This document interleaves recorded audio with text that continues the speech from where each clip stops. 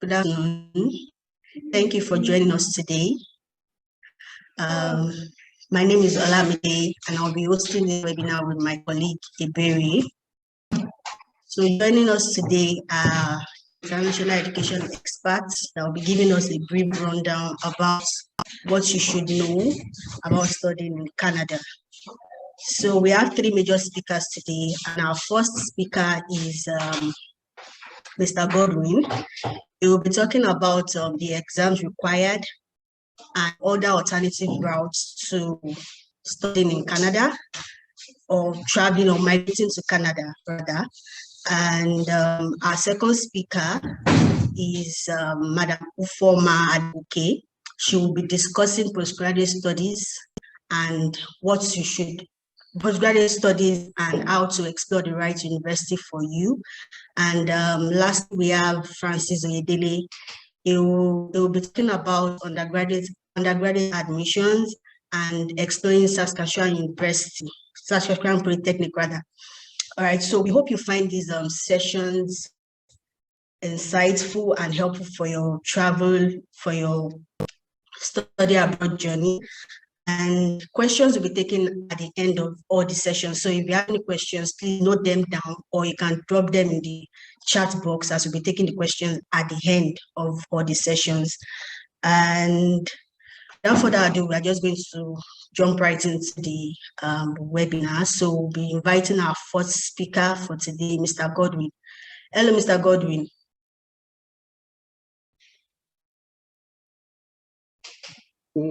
Hello, good afternoon. Can you hear me? Yes, we can hear you. Good afternoon. Good afternoon. All right, you can go ahead. Okay. Good afternoon, everyone. I don't know if my camera is on. Can you see me?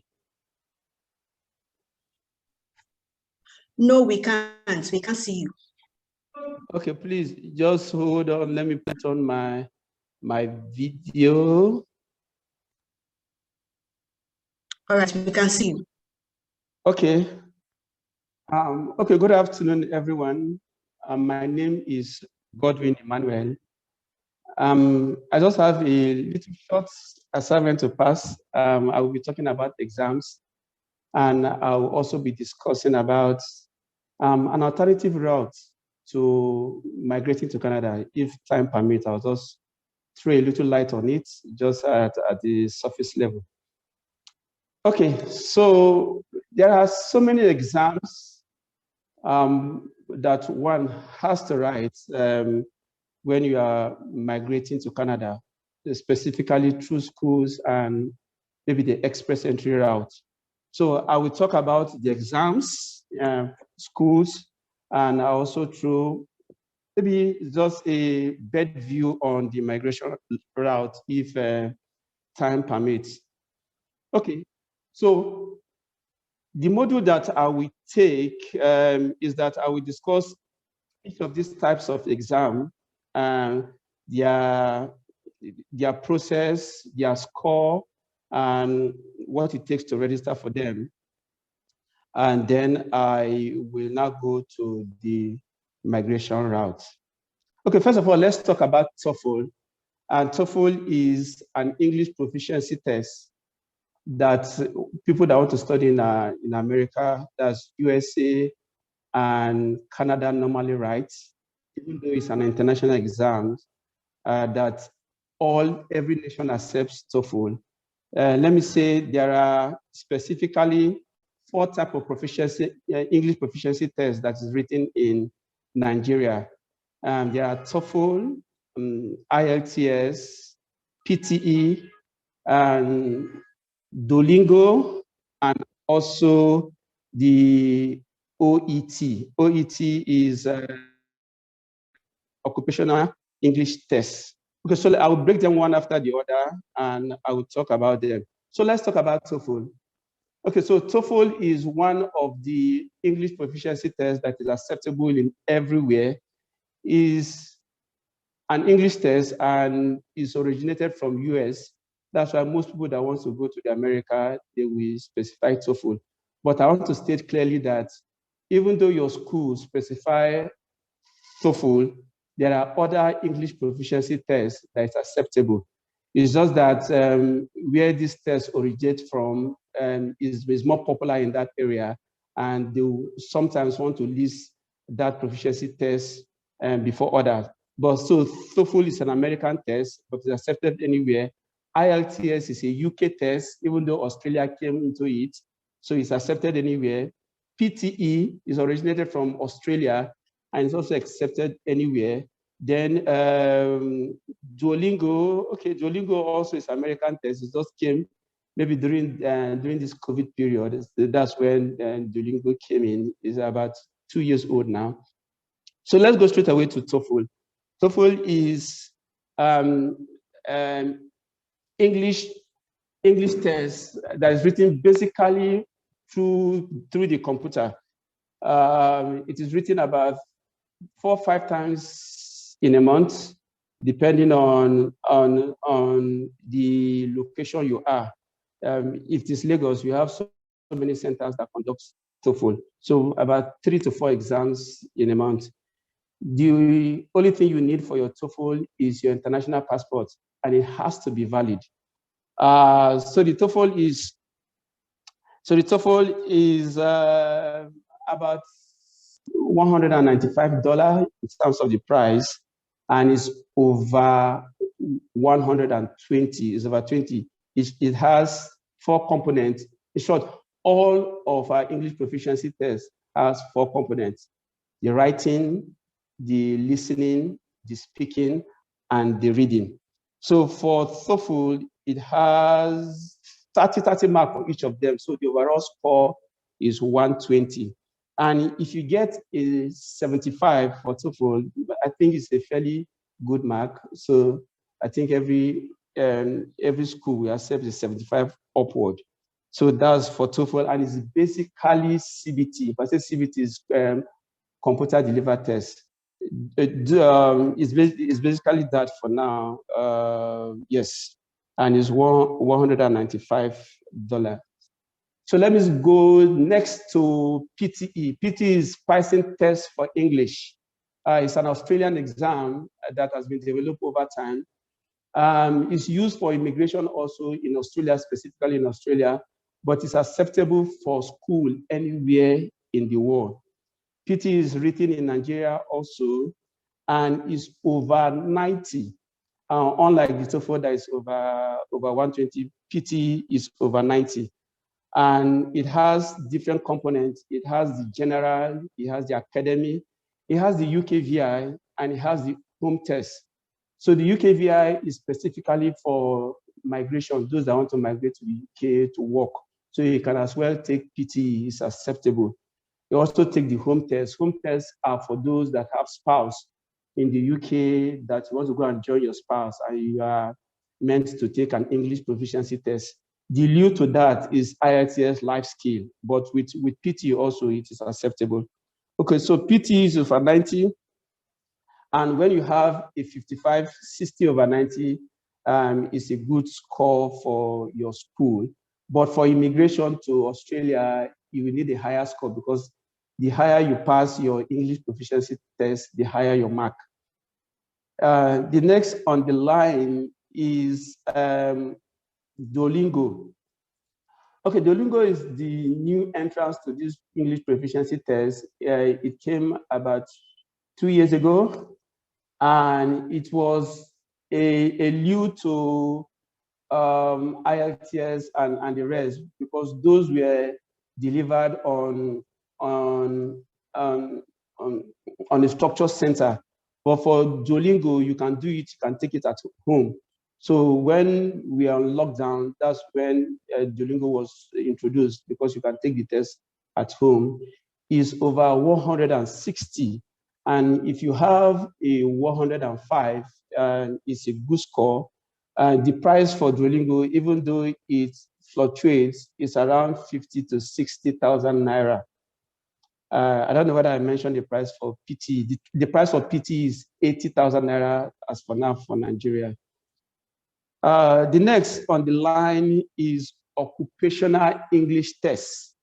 This is basically tests for those that are in the medical profession. If you are a nurse, if you are a doctor, if you are in health services, this is another means of English proficiency for those that are in this cadre of occupation, because the lexical resource, the vocabulary are medically inclined. So if you are finding it challenging passing Ielts or Toefl, maybe you will look into occupational English tests, because it is geared towards medical professions. So their terminology, the way they set their question is medically inclined. So medical people can easily pass that, and I think they prefer that from the feedbacks that we've gotten. But it's pricey, is in terms of price, is the most expensive of the four or of the five. OPT is $460. It's priced in dollars and you pay in dollars. And it has also the four components in writing, listening, speaking, and reading. So you can take it 3-4 times in a month. So you just go to their site and find the closest date. I come to the last and the most known English proficiency test in this side of the world is Ielts. Ielts is the International English Language Testing System, and is conducted by IDP, being represented by MOD in Nigeria here and other parts of Africa, and is also conducted by British Council. So some people have the notion that Ielts is owned by British Council. It's not mainly owned by British Council. British Council is only a part of the co-owner of Ielts. Ielts is owned by British Council, IDP Australia, and Cambridge University. Those are the three that own Ielts. So Ielts is over 9, and for most schools, they will say you should have a 6.5. If you are a postgraduate student. For the undergraduate student, some school will accept a 6, but there is a clause that no band should be less than 5.5. If you are looking towards Canada, even though some schools may waive your English proficiency test for you, it is a requirement for the visa. It's a requirement for IRCC to approve your visa. So, and their condition is that it should be an overall score of 6.5, and no band should be less than 6. So if you have a 999 and you have a 5.5 in one of the modules, you may need to write it again. The price for Ielts now in Nigeria is 83,000 naira, and is a uniform price both in MOD or in British Council. It is 93,000 naira for the academy and for the general. If you wish to take the UKVI is 89,500, while the life skill is 80,000 naira. Life skill, just as I explained in the PTA, is for those that have spouse in Canada that want to migrate to meet their spouse in Canada. So you need to take the life skill test. Also, apart from the English proficiency test, there are other tests that, if you're looking at schooling in Canada, you need to take. One of them is the GMAT test. GMAT test is a graduate test for those that are going into postgraduate study in the America, more especially USA, and some schools in Canada. If you're going for postgraduate study, you need to take a GMAT test. Or if you're also looking for scholarship and you need to arm yourself with a good GMAT score.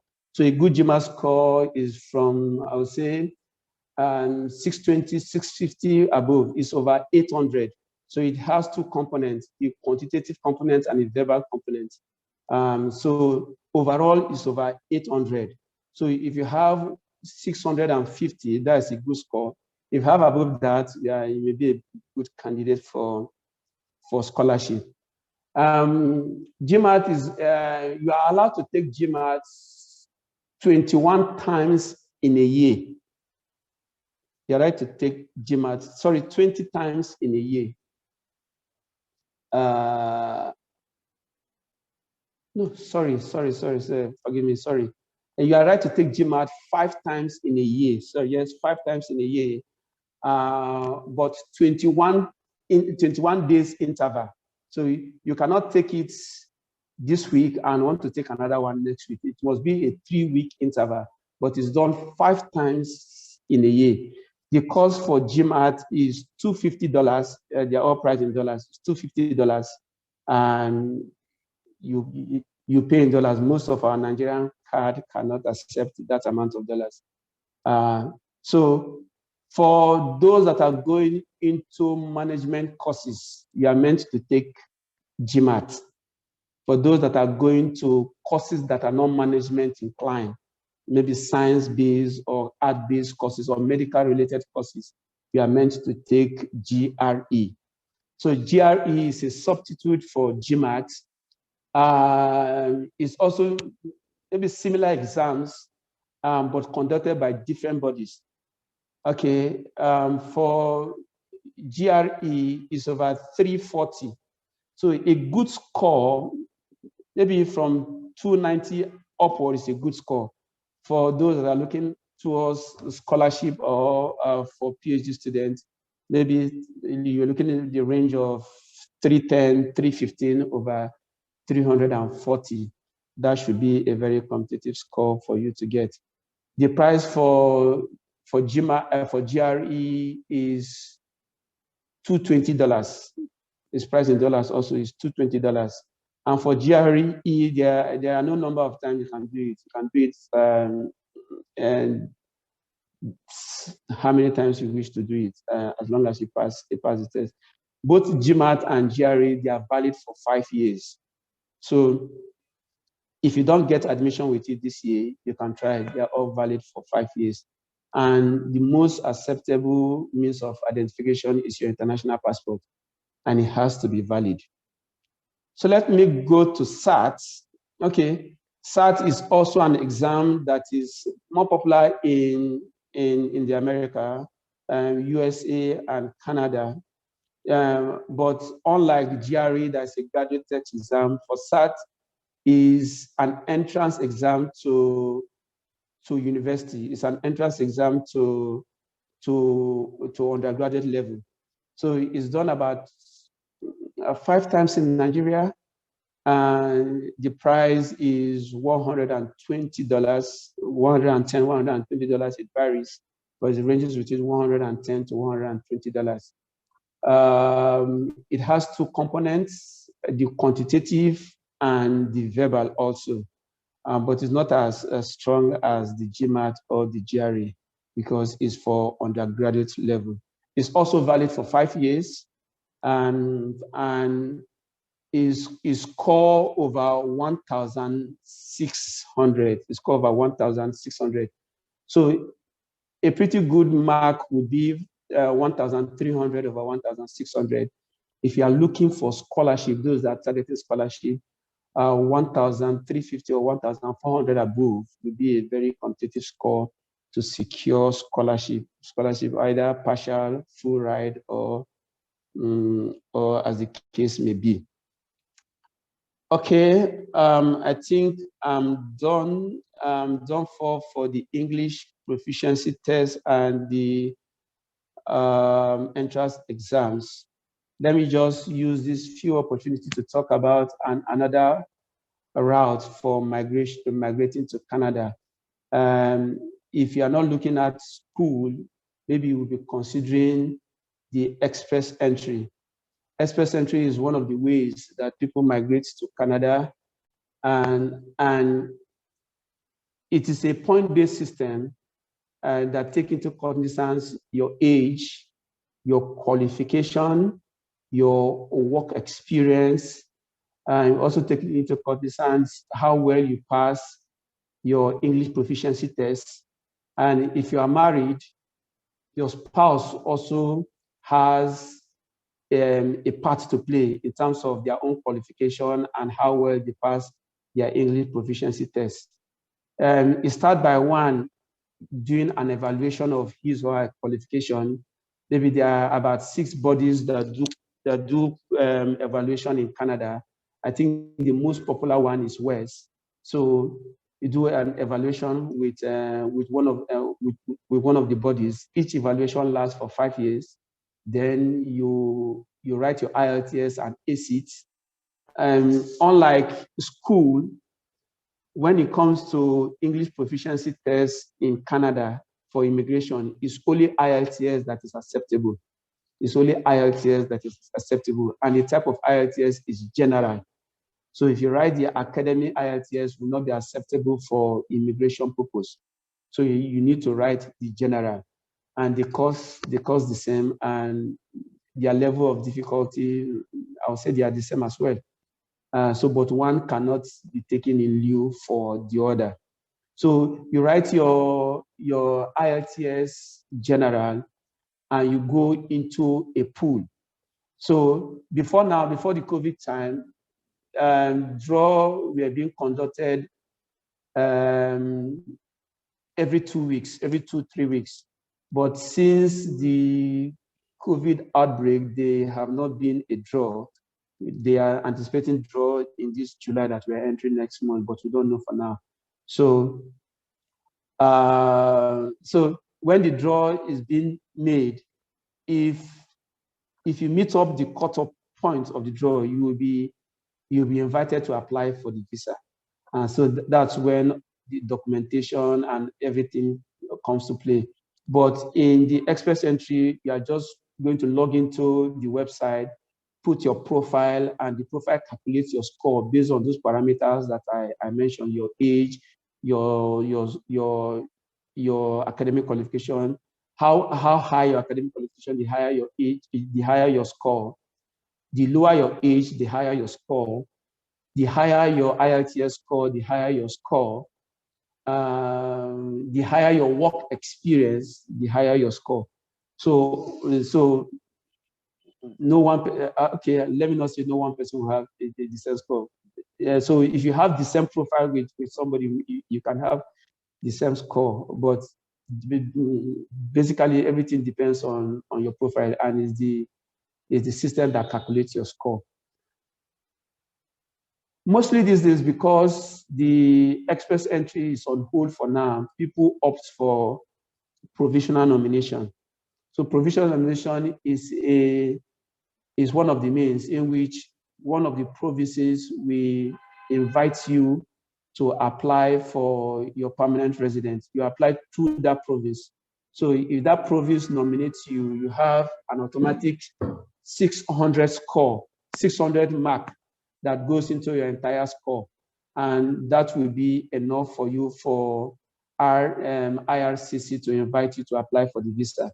So first of all, you go through a province, you apply to the province, it also boils down to your IELTS, your age, your experience, the kind of work you do. If a province find you appealing, then they invite you to apply for their nomination. You apply for their nomination, they scrutinize your documents, and if they are right, they nominate you. And once you get that nomination, you get an automatic 600 score. And with that 600 score, coupled with what you get in your federal express entry, so it adds up to make up your total score. And most likely you'll be called in the next draw. So when you're invited when you're invited to apply for the visa, that's when you need to submit every document that you have. You also need a proof of fund. So proof of fund is the amount that you need when you are settling in Canada. So it depends on your family size. If you are going alone, you need about 3,800 Canadian dollars if you are going alone. If you are going with your spouse, just add additional 200, I think $250. So if you are going with your spouse, it's about 2,250 Canadian dollars. So for 2 people. For 3 people, it's about 4,700. So just be adding 500 Canadian dollars to it. If a family of 7, you just calculate it. And so there's a table that states how much each family should have in their bank accounts when they are being invited to apply for the visa. So that money needs to have stayed in your account for at least 3 months before you apply for that visa. I think I will stop here and allow my other colleagues to take up with the student route and other route. If you have other questions to ask, I will be on the background to answer them. Thank you. Thank you so much, Mr. Godwin. That was really insightful. That was pretty detailed. I'm sure so many people have a lot of questions to follow up with that session, but because at the end of the webinar, so you can just drop if you have after. So let's just move on to our next speaker. Our next speaker is Francis Oyedele.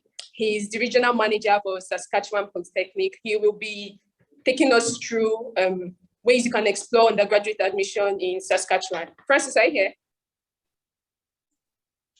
Yes, I'm here. All right. Thank you for joining us. Thank you so much. My pleasure. Good afternoon, everyone. My name is Francis Oyedele, and I'm the regional manager for Saskatchewan Polytechnic in South Africa. So it is my pleasure to be here. And first off, I would like to thank you so much for making out time to join us for this wonderful section. We understand that you can be very busy, so thank you so much for all of that. So I will be talking about studying in Canada, and my focus is going to be on undergraduate applications. So to start with, we have different level of undergraduate studies. We have what we call the diploma, we have the advanced diploma, and we have the bachelor's degree. The diploma program naturally runs for 2 years, and purpose is to give your career a complete edge so that you eventually get to study, live, and work in Canada after your program. Then we have the next level, which is the advanced diploma program that runs for 3 good years, and we have a bachelor's degree that runs for 4 years. So the question is always, who is eligible to apply for a diploma program, who is admissible for an advanced diploma program, and also a bachelor's degree. These programs are post-secondary programs. They're not postgraduate programs. Many a times I've seen graduates ask me, can I get into an advanced diploma program, and all of those questions. So I would like to clarify to you that they are post-secondary programs and they are not postgraduate programs. So who is a post-secondary applicant?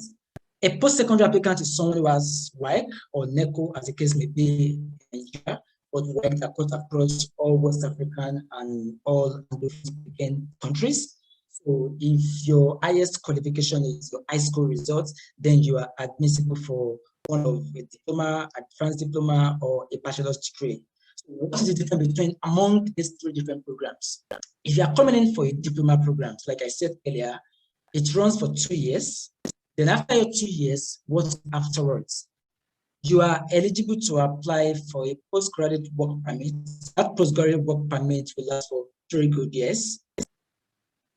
Or you can decide to transfer your grades to a university to earn a bachelor's degree. So it allows you to leverage on your existing studies and a bachelor's degree even after your 2 years diploma program. Then again, an advanced diploma program, like I said, it runs for 3 years. And someone asked me, why should I go for an advanced diploma program that runs for 3 years when there's a bachelor's degree that runs for 4 years, or when there's a diploma program that runs for 2 years? So the difference between an advanced diploma program and a diploma program is that a diploma course does not allow you to do a postgraduate study. If what you are doing or what you intend to do is a 2 years diploma, you will not be eligible to apply for a postgraduate program because you are not considered as a graduate. What you only have is a diploma, and that can only allow you to transfer your grades to any BSc in a university or allow you to apply for a work permit after your diploma. However, if you are doing an advanced diploma program, it makes you eligible to apply for what we call a postgraduate diploma, not a master's program. I'll still explain that. If you have a 3 years advanced diploma, it qualifies you to get into a postgraduate program. The postgraduate program that you can get into is called a postgraduate diploma, not a master's. The requirement for a master's program is a bachelor's degree. It's not an advanced diploma or any sort of diploma. So while a BSc is your typical 4 years bachelor's program, that's, when you finish your program, you're going to get a BSc and you can get a work permit and eventually go for your postgraduate studies. And depending on your grade and depending on your career goals. So those are the 3 different levels of studies that you have as an undergraduate applicant in Canada. So let's quickly look at application requirements. So I will just talk, the 3 of them have the generic requirement because they are the same level of studies. They are post-secondary programs. So to apply for any of those 3 programs, what you need is your WAEC results, your NECO results, your WAEC or your NECO results, and a scratch card. Then you need a passport biodata page. And please ensure that your passport must have at least a 6 months validity. Do not apply with a passport that is about to expire. It must have at least a 6 months validity. What are those things that you need to consider before you choose the program? The first thing that you need to look at is an undergraduate program or a postgraduate program is affordability. Affordability is very integral to whatever you want to do, to whatever course that you want to do. So you should look at your pocket, you look at what you can afford before you decide to pick a particular school and a particular course that you would like to study. Affordability is very important. Then you should look at your career goals. What do you intend to do? What do you intend to achieve? It baffles me when you meet a student that just tell me, look at my result and just tell me what I can study. It's a shame really that students will tell you such, look at the results and ask you to recommend a program that you would like to study. As a student, you should be able to identify what you want to study, your career goals, and you should be prepared before you even come to ask stuff like that. So it is very important for you to identify what you want to study, what I want to do, then ask questions in and around what you intend to study. Ask something about, your goals, then we can now help you. So don't just come randomly and say, I don't know what I want to study. I study this course. What can I study? As a student, you should do better. You should do more. So, do some research about what you intend to study before you even send email to these schools so that you will not appear as a very lazy student, so to speak. So affordability is important. Identify with what you want to do with yourself is also very important. Then you might want to look at weather. Canada is generally cold. You want to look at weather, although there are some provinces that are not as cold as the other, but Canada is generally cold, and trust me, you will be able to acclimatize when you eventually move into Canada to study. And again, what you look at before you apply for a program, time is of the essence. A typical undergraduate application takes about 3 to 6 weeks, depending on the school that you're applying to. That's what it takes. And for visa application, we are looking at further 3 to 4 months. So if you are looking at applying for any program that is undergraduate, then you should apply at least 6, 7, 8 months prior to when the program starts. Don't come in June ending and say you want to apply for a program in September for Canadian education. It cannot work. In capital letter, it can't work. So if you're looking at other places, maybe it can work. I'm not quite sure. But for Canadian education, you cannot start now and intend to commence the program in September. So time is of the essence. Ensure that you apply well ahead of time. Like I said, admission will only take 3 to 6 weeks, but visa application can even take more than 3 to 4 months sometimes, although on the average, what it takes is about 3 to 4 months, but trust me, it can even take well more than 3 to 4 months when you apply for your visa application. I'm also going to talk on the visa application because I know this is very integral.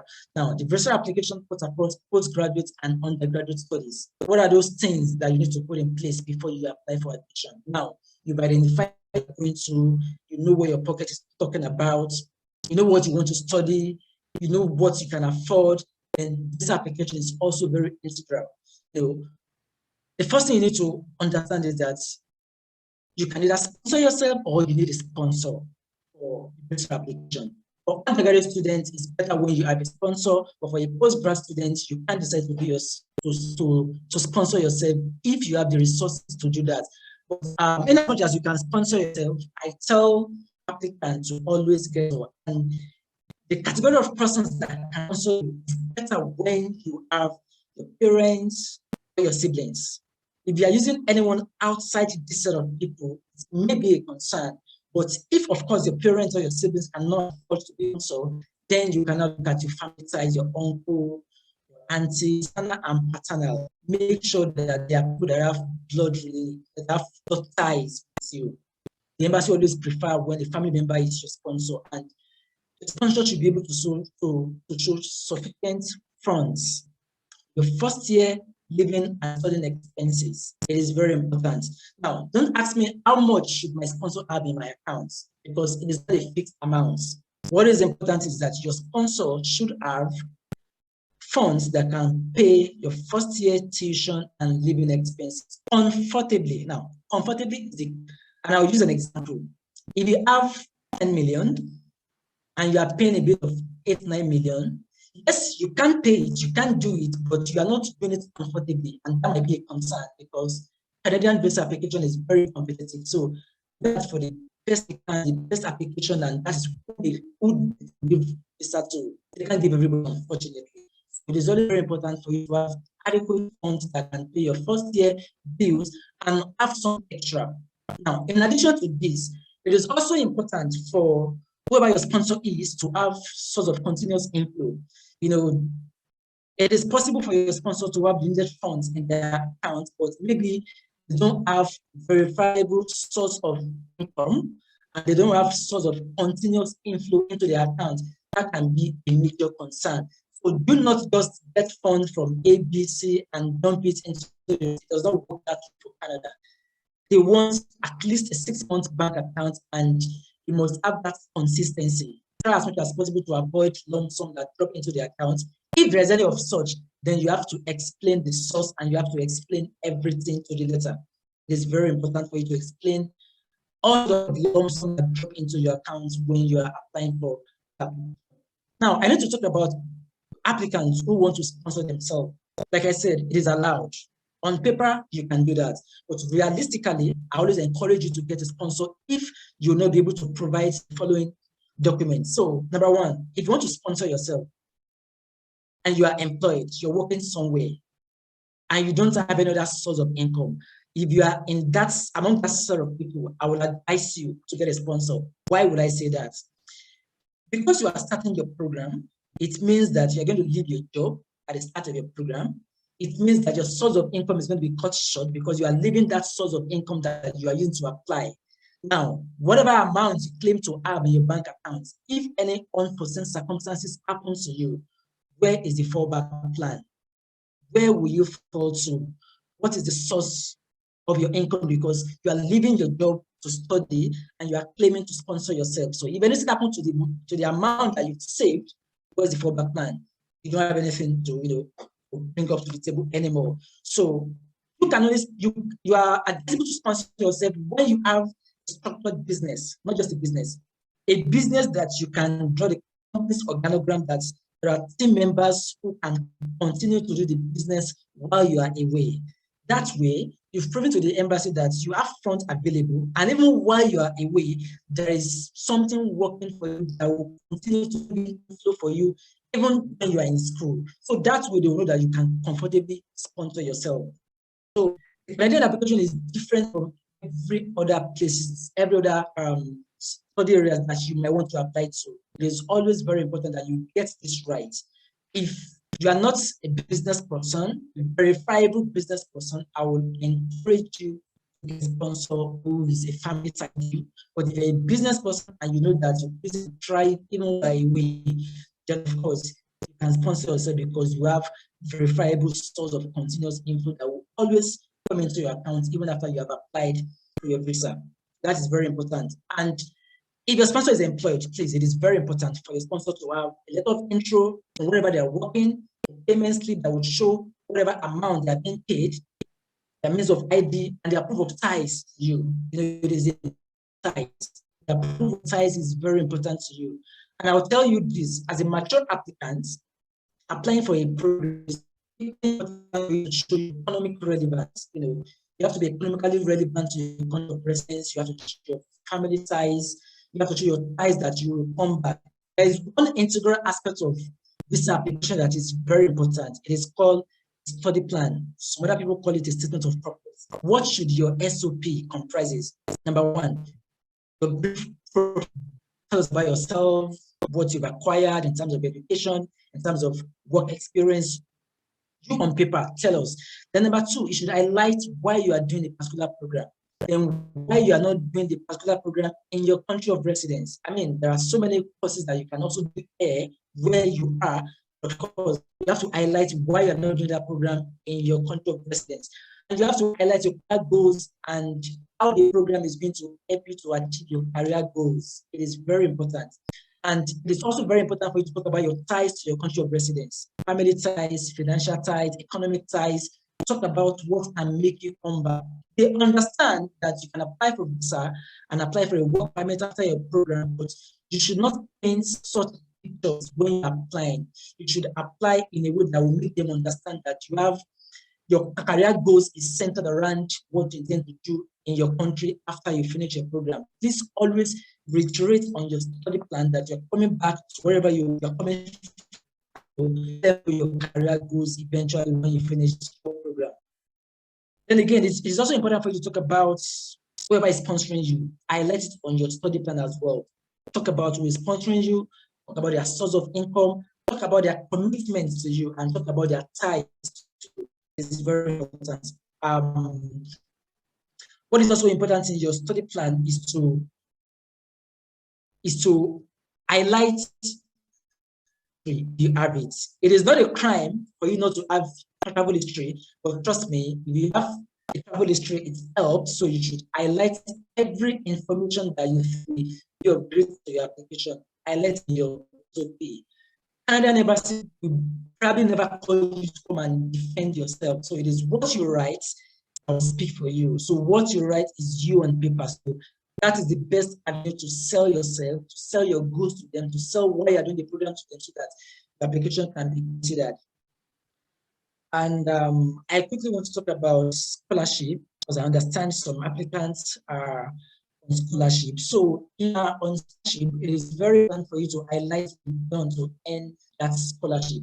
Scholarship is always a reward of academic excellence. So you will have done something for you to earn that scholarship that you have. So it is very important for you to highlight, if possible, someone that can show you proof, of your claims. It is very important for you to highlight that in your SOP as well. And it's very important for you to get a scholarship letter from whichever body is giving you that scholarship. That is equally very important. So my colleagues will be talking about that delve into it. But if you have any question concerning your application to study for undergrad or your visa application, please ensure to drop it in the comment section and we'll do justice to that. Thank you so much, and I'll be waiting on the wing to answer your questions.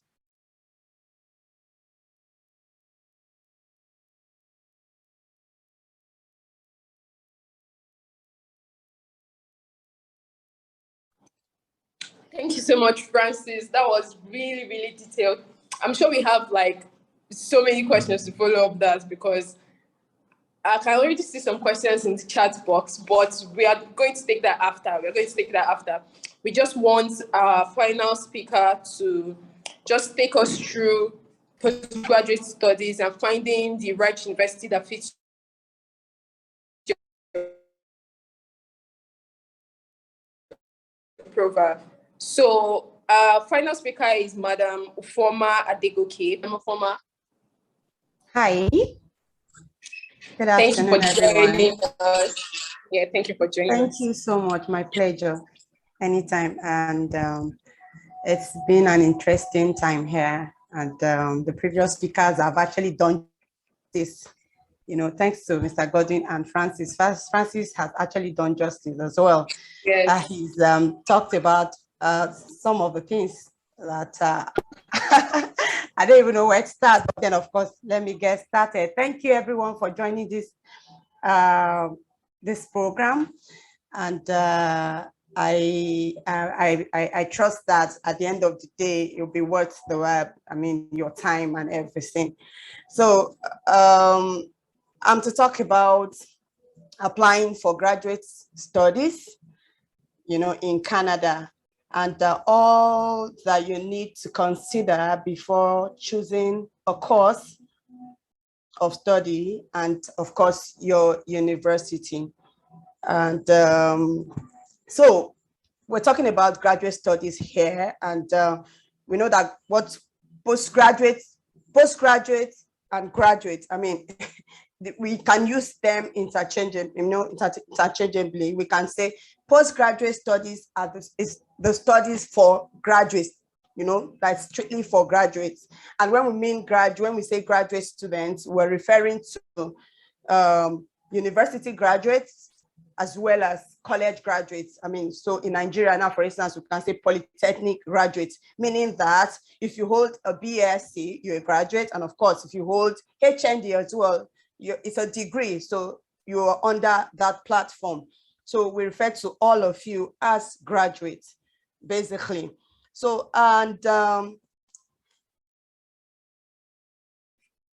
are certain things we should consider before, before proceeding to choose a course, and of course applying to a university. So number one on my list of the things we should consider, I actually thought when I was thinking, preparing this, I thought of, I had in mind, I was reasoning like the visa officer, so to say, because the visa officer would put this kind of consideration under what we call purpose of study.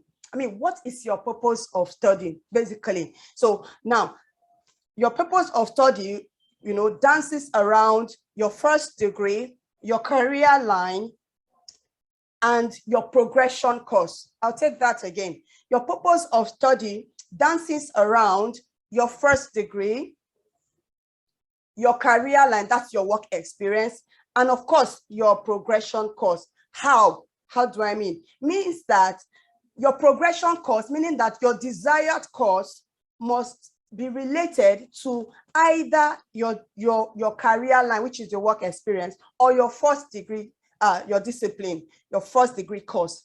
So your progression course, which is your desired course, must be related to your first degree course or your career. That's your career line or your work experience, okay, over the years. So that's number one consideration. That's number one consideration. Now, take for instance, a student called me 2 weeks ago. 2 weeks or 3 weeks ago. And she came that someone gave her my number to reach out to me because she was refused her visa to Canada. I said, what happened? She said, well, she applied to University of Manitoba for University 1 program. And I went further to ask, I said, what's your qualification? And she said, she studied biochemistry. You studied biochemistry? What's your grade? And she said, a 2-1. You hold a 2-1 and you went to apply, and somebody submitted an application to University 1 program for you. You got that offer, and then you went ahead to submit your visa application. If I were the visa officer, I will refuse you the same day that you submitted that application.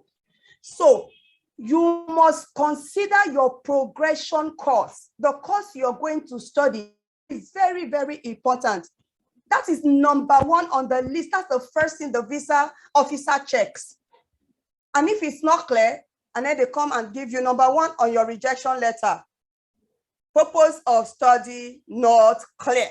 And that's the way the visa officer places it. So as a graduate student who is looking to studying in Canada, you must ensure that there is a progression. You are progressing, not that you have, for instance, you have a degree in biochemistry and you have a 2-1, and then you're coming to study University 1 program, which is 100 level program at a university or a college. So you need to put all of those into consideration. You need to check that, Okay, so number 2 on my list is your grade, and eligibility.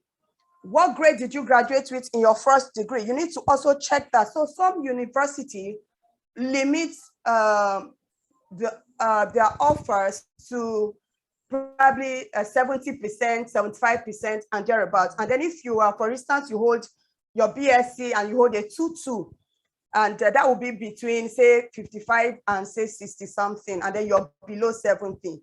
You can't apply to that particular university. So you need to check.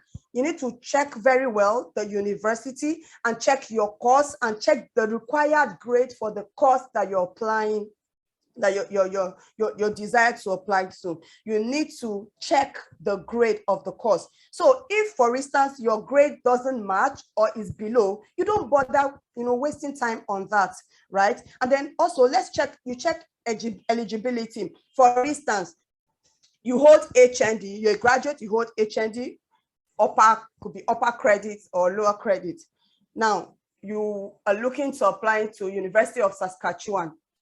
You will not be accepted. You will not be given admission because that school does not accept HND. So you need to check your eligibility. Are you eligible for that course you're applying for? Are you eligible, to apply to that university you're thinking? You should rather, for instance, with your HND, you should consider courses like schools like Saskatchewan Polytechnic or other colleges. So having said that, your grades and eligibility is worthy of consideration, whether be it HND or degree. Some universities will take 2-2 for master's program if you have good wealth of work experience. If you have good wealth of work experience, they'll dare to take you, they'll check it out and see, and of course, and if the 2-2 is high. But then most universities in Canada do not accept a 2-2 for master's program. How much more the HND? So, and of course, when we're talking about graduate progression, we're not limited to universities. We also consider colleges. So for people who have a 2-2, talking about your grade now, if you have a 2-2 or you have HND, of course, you can still push on. You can look at Saskatchewan Polytechnic, you can look at so many other colleges. We have so many other colleges under our affiliation in MOD. So you can, take advantage of the colleges and progress. The most important thing is that there is a progression. You are progressing. Okay, that example I gave earlier, I cited that example so that when we are considering, that should come, when we are considering a course, or an institution to apply to, be it college, or it should be that you are progressing. You're not going back, so to say. You're not retrogressing. Let me use the word. Okay, so that's number 2 on the list. Although, then number three, Mr. Godwin talked a lot about the Ielts. Now, Ielts, yes, it's required, but most schools in Canada will give you admission without the Ielts. So for Canada students or Canada-bound students, we will advise you take the Ielts, after you have applied for your course. So IELTS band 6.0 is required for visa, is to place your visa application on the express stream. Okay, so people who write IELTS, who have good IELTS results with minimum of 6.0, have their applications moved to the express stream. So for instance, you can submit an application and in less than 2 months, you have your visa. Okay, a response has come from the embassy. So that's the role that IELTS has to play amongst other documents, not just the IELTS though. Okay, so I just want to quickly mention that. So number 3 on my list is budgeting and affordability. Can you afford the tuition? You want to apply to a particular school? Most schools have different tuition for different courses. So check your course, can you afford it? Is it something you can afford? And then after that, Francis spoke about this so well, elaborately. So I wouldn't dwell so much on it. He talked about affordability, he talked about sponsorship. So, and what I want to add is that whatever course you're coming to study, you should not just consider the tuition fee. You should also look at the living cost. So budgeting for Canada, for instance, will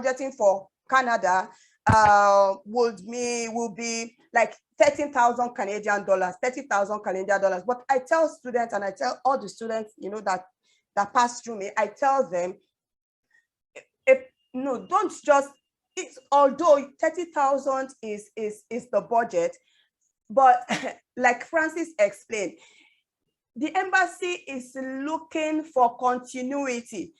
You can't just have 30,000 and all you have is what you want to throw in there. If the sponsor has just 30,000 to sponsor you, what happens to the family back home? What happened to the one that is in Covenant University? What happened to the one that is in one secondary school? I mean, his dependent or something who is in one local school or the other. So it goes beyond the required 30,000 Canadian dollars. So multiples of it would really help. And of course, an active and continuous account. So budgeting is very, very key consideration when it comes to postgraduate studies and of course, progression.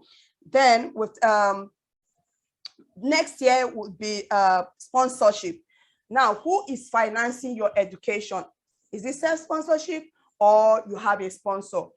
If it's self-sponsorship, Francis dwelt so much on that. He has explained that to you, so I wouldn't go there. And then now looking at getting a sponsor or you're using a sponsor,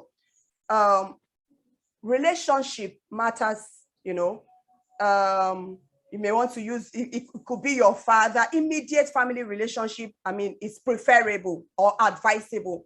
Immediate family members, immediate relation. I'm resounding it so that when you're planning, it will resound as well.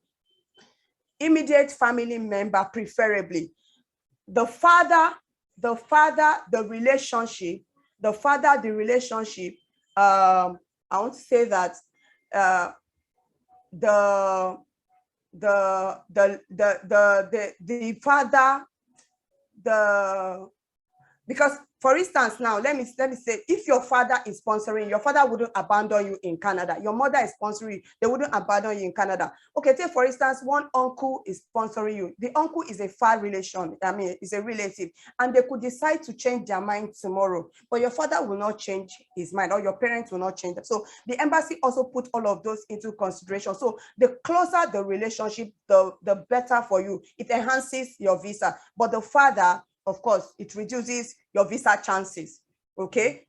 It reduces your visa chances. Let's put that into consideration. Now, exploring the university. There's so many universities we can apply to. There's so many colleges we can apply to. I earlier stated that if you are a HND holder or a BSc 2.2, please don't bother applying to the university. Don't waste your time, because Canada applications require application fees. We pay application fee, or you pay an application fee, to every university or college that you submit an application to. So you wouldn't want to just be throwing around your $100, $95, $65, $150 here and there. So you want to be sure before you begin to, throw in, put in your money into applications. So like I said, you can reach us at MOD. Our details will be posted, emails. You can reach us via email, via calls, to guide you through, with this consideration. Most of the time we think we know it. No, you still need our guidance. So you still need us to direct you. So like our details will be posted here for you so that you can reach us at any time. Just like I said, there are so many universities in Canada, different provinces: Ontario, Winnipeg, Manitoba, New Brunswick, Newfoundland, Alberta, just so many, all of them cut across, different provinces. And of course, there are also universities, there are also colleges. For people with HND, whether upper credits or lower credits, and 2.2 and below, yes, we can apply to all these colleges. For people with 2.1 and above, first class 2.1, yes, we can apply to the universities for masters. Okay, so now, having said this, I want to go ahead to talk about what you need. Of course, in considering, when we're considering, you need to also know whether you have the documentation for the application. So earlier on, I said that when we're looking at postgraduate studies or graduate studies, we're looking at the postgraduate diploma programs as well as the master's program. So it's not limited to master's programs already. I mean, it's not limited to master's programs only. So for master's programs, we will be considering MScs, that's the master's, direct master's, academic masters, as well as professional masters like the MBA programs, Yeah, so those are offered by universities. And to apply for such, for masters and MBAs, that's both academic and non-academic masters, you will need your degrees results, you will need your transcript as well. So if you don't have your transcript, you start troubling your school. Go, request it from your school before you start. It's one of the considerations. So your degree results, your transcript, WIAC results, a data page of international passport, your CV. Please let your CV be comprehensive, a letter of intent, 2 or 3 reference letters or reference details. So these are the documentation for either the MScs or that's academic masters and non-academic masters, MScs and MBAs. Now let me go to postgraduate diploma programs.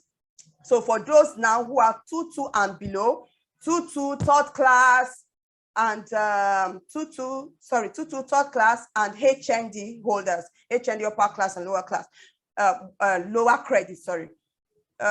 What you require to apply will be your HND certificate, your OND certificate, your HND transcript, OND transcrict, and then your WIAC result, data page, and your comprehensive CV. Same applies to 2.2 and third class. Degree certificate, your transcript, your WIAC result, data page of passport, and your comprehensive CV. Some people have sent documents to me. The reason why I took my time to explain this, some people have sent documents to me. Third class holders, they want to apply to colleges, and then they are sending personal statements. You don't need the personal, you don't need a letter of intent to apply to colleges, except if the course, the particular course you're applying for requires, it has supplementary documents, courses like communication, corporate communications. Yes, it stands out, media, those are the ones that have supplementary requirements. So for such courses, the school will get back to you with the supplementary requirements. Although for such courses, they'll say you should do an essay because it has to do with media communication. They want to know, they want to assess your communication skills before they issue you admission, before they offer you admission.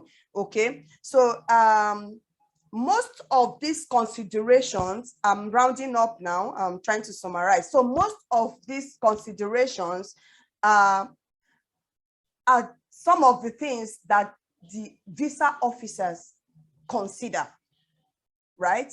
So we should also, I mean, students should also have them, I mean, should also make these considerations very important, give them, some level of importance, so that at the end of the day, you are just progressing really, so that when you submit the visa, you see that your visa comes, right? So other things that you may need to consider, because it doesn't stop with the admission, you progress to visa, right? The essence of the admission is to progress, is to apply for visa, because every admission is as good as useless without a visa. I mean, it takes you nowhere except you're doing online studies. Yes. So it's as good as nothing. It's as good as useless without the visa, basically. Yeah. So so in addition that all that has been said, for sponsorship, when consideration of assets, that's non-liquid funds. You know, we talked about finance, we talked about liquid funds. So presence of non-liquid funds will also is a huge advantage to your visa, ties to your home country. You know, when you have assets on ground, it ties you to your home country. When you have family back home, is the tie to your home country. Also travel history, which you know what the embassy actually checks when they talk about travel history, when they say you don't have travel history. Well, you may not have. So for people who have travel history, what they actually check is your integrity. Whether at some point you traveled and you overstayed. So those are the things that they check. So that's why travel history comes, but it's not much of it's not necessary as such. It's not a major consideration. But for people who have this travel history, or who intend to travel before coming to Canada, please ensure that you don't overstay your visa expiry date in whatever country you visit, please, because it can bounce back. Really, it can affect you negatively, so to say. Yeah. So pretty much it. We are available to take your questions. Available 247 to take your questions. You can send us emails. You can call us. Like I said, organizers here will avail you our contact information. And then, of course, I'm still here to take your questions. I don't know if I missed any other thing, but of course, thank you so much for staying back. Thank you, everyone. Thank you so much, Madam Upoma. That was really, really detailed. Like, I can see so many questions in the chat box, and I can see that Francis is already answering most of them. Thank you so much, Francis. So I just want to see if there are a couple that I can take here. So someone is asking if he would be able to work 20 hours a week while studying and full-time during the okay, what's that? No. 1 minute. I'm just scrolling through to see. Francis has already answered that person, so I'm just looking. Okay, there's one. What about medical doctors who do not have a first class or second class grading? Yes. Okay. So I should take that, right? Yes, please. Okay. So for medical doctors, and I think some pharmacists, right? Some pharmacists do not have rating. So for there are programs that medical doctors and health professionals, health practitioners can apply for. I don't expect a medical doctor to go below their limit. Yeah. So courses like public health, courses like healthcare administration and service management. So these are courses that medical doctors can apply for. So for when I see their transcript, you know that you can actually, I can decide, or I can determine where a student falls. If a student can apply for a particular course, can apply to a university or not. If the grades are a B and above, then you can apply for a master's program, right? If your grades, your overall grades, of course, it's in percentage. There'll be something, to throw lights to say this person, this. If it's the grades, the gradings are there. So the what do you call it now? They call it scheme. marking scheme of whatever, it's there on the transcript. So we use that to decide where they can apply to. But then I can tell you, I have medical doctors that have applied for healthcare administration and service management in colleges, Salt College, Fanshawe College, and all of those. They have gotten their visas. So it depends, right? For doctors, healthcare programs, you know, you can't be a medical doctor and then you're coming to apply for something else or something not relating to your health program. It wouldn't work. But then, of course, medical doctors are not limited to masters. And then there's this idea that colleges are lower than university. No. So in Canada, colleges are work-oriented. Colleges are work-oriented. When you attend a college, you are prepared for the workforce. So they are more practically oriented than the university. Universities are academically inclined. So if you're going to a university for a master's program, oh yes, you can progress to PhD, isn't it? Yeah. So for colleges, you're being prepared for the workforce. When you're done, you apply for your post-study work permit, and then of course, after that, you apply for your permanent residence. So for a medical, for one who applies for master's program, when you're done with your master's program, the same thing, you apply for post-study work, 3 years of post-study work, and then of course still apply for your permanent residence. So it's the same thing. The only thing is that when you're applying to a college, the college should be a 2 years program. But then of course, if the course you're considering, let's say the course is a 1 year program, what do you then do? Now, the answer is you proceed for that 1 year program towards the expiration. I mean, after your second semester course, you can apply for another 1 year health program so that you would have studied for 2 years in order to qualify for the 3 years of postgraduate work permit.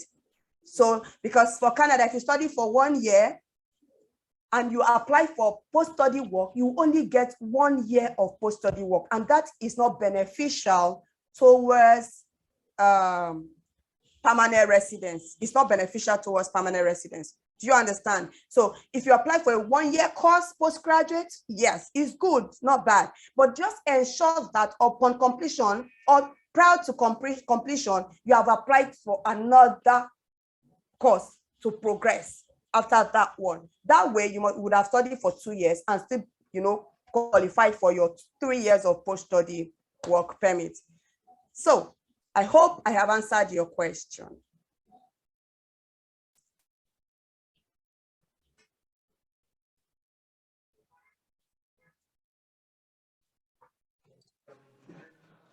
Thank Yes. you. I'm pretty sure you've answered most of that kind of question here, because I can see a couple of that question in this chat box. So I'm just going to send a reminder. We might not be able to take all the questions in the chat session, but in the event that we do not take your question, you can always join the community on Facebook, Instagram, Twitter, send us a DM. Or send us an email, counselor@degreesandcareers.info. I put the details of our phone number in the chat box, so you can send us. But I'm just going to scan through the other ones I can see here, so we can take that. So I can take. I don't know if Mr. Godwin is still with us. So I want to. Someone is asking: is Ielts mandatory even though your undergraduate was taught in English? Yes. Okay, please let me get the question again. Is Ielts mandatory even though your undergraduate was taught in English? Okay. Some schools may waive English for you if you have been taught in English. However, there are some schools that we say, as long as you are not from an English, your first language is not English. That means you're not an American, you're not an Australian, you're not an English. You may be required to write English. So a yes and a no, it depends on what the school say. Okay. Yeah, that's pretty. Yeah. So some school may want to waive it for Understand. those that have been taught in English, while some school may insist you take an English proficiency test. Right. There is a similar question to that here. Someone said, my current graduate, okay, I'm not sure I understand this, but I'm guessing his program does not require Ielts and other exams, but regarding the visa application, he's asking if he would still need the Ielts for visa application, seeing as his program does not require Ielts or the other. Yes. If it's Canada, yes, he will still need the IELTS to process his visa. Yes. Even though he has gotten admission that do not require an English proficiency test. Okay. Yes, that's very right. That's very right. Like we stressed, the IELTS for Canada is for the visa, not the admission. Okay. Great. Okay.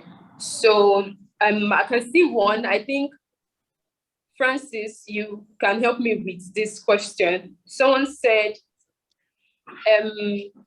I want to study Masters in Public Health in University of Manitoba, but my first degree is in Education and Biology. Can I still go forward with my application or start afresh, that's from University 1, or do a diploma before switching?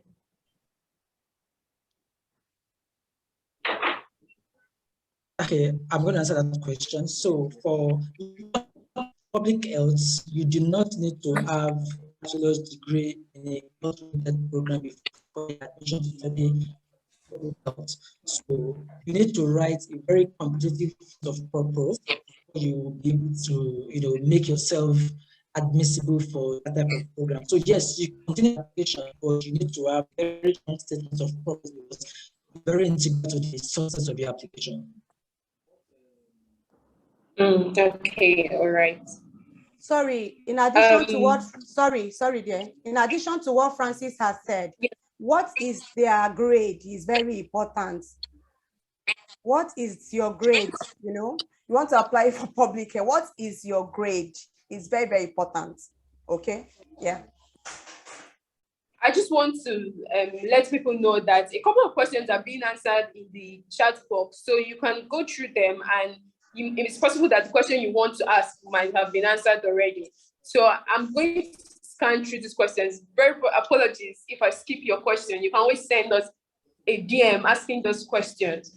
So I'm just going to take a few before we round up with this session. I can see one saying, I have a BSc in microbiology and I want to go for medical laboratory technology postgraduate. I see limited colleges offering it. Can you recommend a college for this? Madam Mufoma, can you help us with that? Yes, please. A few colleges, maybe like we can check. They can check Lambton College. They can check Lambton College. However, I don't want them to limit themselves to medical laboratory. With BSc in microbiology, they can, if they have a 2-1 and above, they can apply for public health, number one. Number two, they can apply for healthcare administration and service management. They have other options. Don't limit yourself to medical laboratory technology, okay?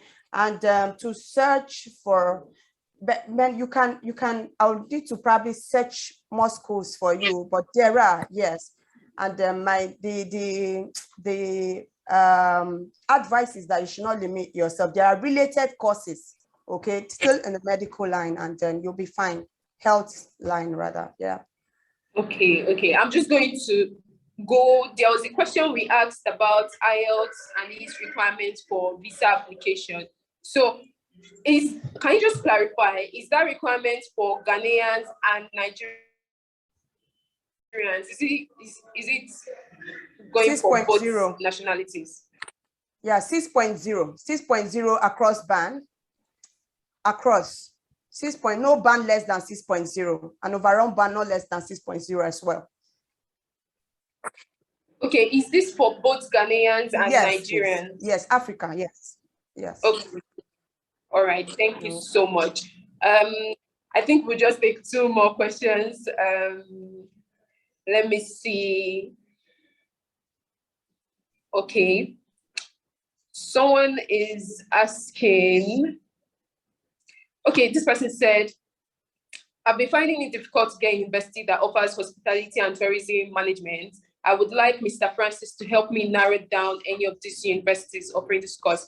I'm guessing Francis might not be able to give you so many of these, but let's hear what he has to say. Francis.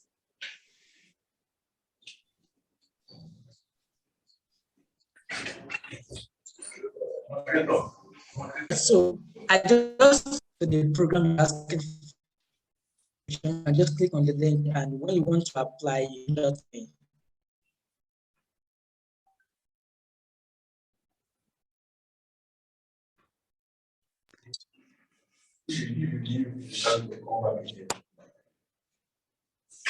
Hi, Francis.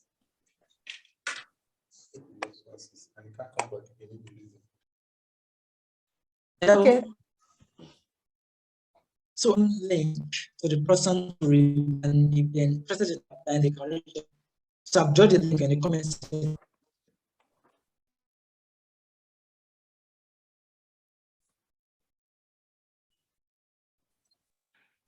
I don't know, is Madam Mufoma, can you hear Francis? Because I can't hear him. I can't hear, but can you hear me? Can you hear me? Yes, I can hear you. I can hear you fine. It's probably his network, but let me assist here, right? So hospitality and tourism management, as you can see, is not an academic course.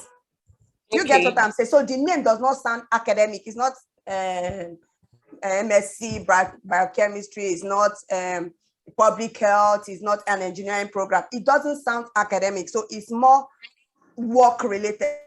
The person should now think towards the colleges, not university. You won't find that course in the university. You mostly find that course in the colleges, right? So most colleges have it. Hospitality and tourism, you know, most colleges have. So colleges in Ontario, colleges in, we can check Ontario, New Brunswick, we can check Vancouver, we can check, that's British Columbia. Most of our affiliate colleges have it. So what this person should do is to reach us and then contact us, probably via a call or probably an email, and then I'll give him a list of schools with this tourism and hospitality management. There are a whole lot. Yeah. You're smiling. Yes, I just love how you're really explaining these things to them, because I can bet you there are so many people that are like trying to find out this, and I love this session. I love how it's going. So I'm so sorry. We have already come to the end of this session, but again, you can, if you need to get through to any of the speakers, or like Madam Mufoma said, you can chat us up so we respond to that. And if we have any questions, if we have missed your question, I can see Francis is replying to some of the questions. Thank you so much. Thank you for that.